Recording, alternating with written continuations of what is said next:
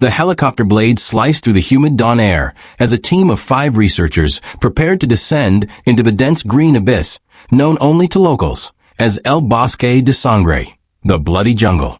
To the outside world, it was just another uncharted section of the Amazon basin, but to the tribes that lived nearby, it was a cursed land where the trees bled and the ground whispered. Dr. Marcus Hale, the team leader, adjusted his headset and looked at the GPS coordinate set. He said. His assistant, Claire Donovan, glanced nervously out the open side door.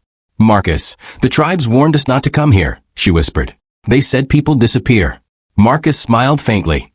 "That's exactly why we're here, to find out why." The helicopter hovered for a moment before landing in a small clearing. The air was thick with the smell of wet earth and something faintly metallic, like rust or blood. The moment the blades stopped spinning, an eerie silence swallowed the clearing. They unloaded their gear and set up camp near the tree line.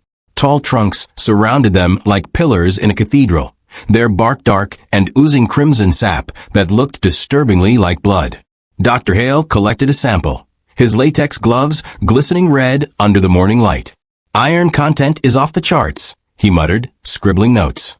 Claire took photos, her camera's shutter echoing softly. Nearby, field biologist Tom Reyes examined a patch of soil that pulsed slightly beneath his boots.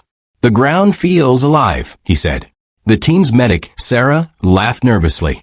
"Probably just air pockets." But when Tom pressed his hand down again, he swore he felt something move. That night, the jungle sang, 1,000 insects, frogs, and distant shrieks blending into a feverish rhythm. Around the campfire, the group ate in silence until one of them, Raj Patel, the tech specialist, asked, "You all hear that?" Everyone paused.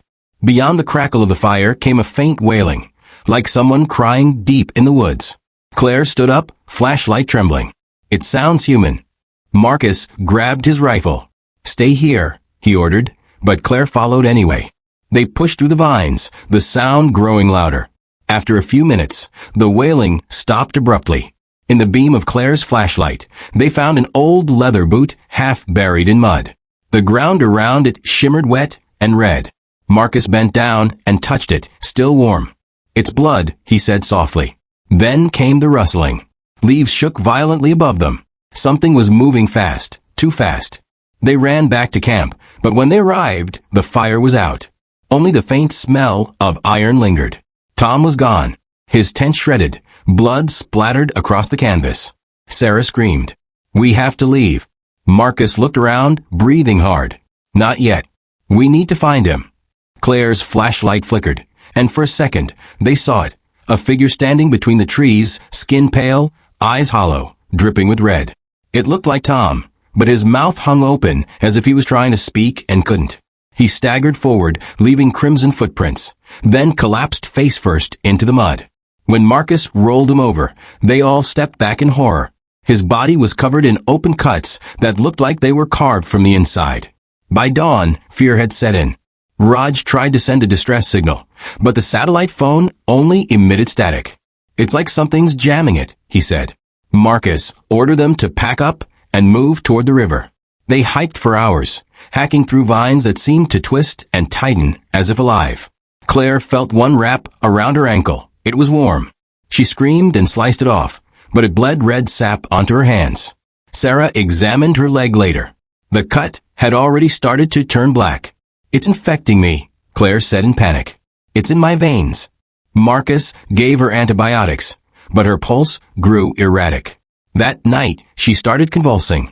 When Raj tried to hold her down, her eyes snapped open, completely red.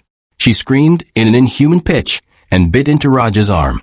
Blood sprayed across the tent. Raj fell backward, howling. In the chaos, Claire bolted into the jungle. They heard her scream once more, and then silence. Only 3 remained.